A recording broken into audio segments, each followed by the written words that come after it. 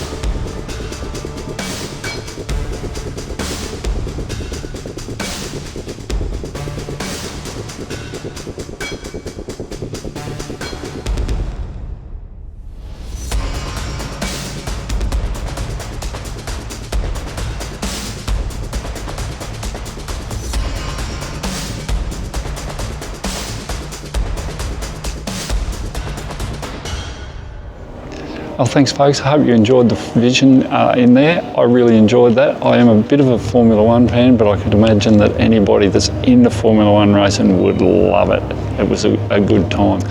One thing I'll take away from it is that you have to wonder how Formula One would have survived without the big tobacco industry's support back in the day. Go figure. Thanks again for joining us, and we will see you next time. Cheers.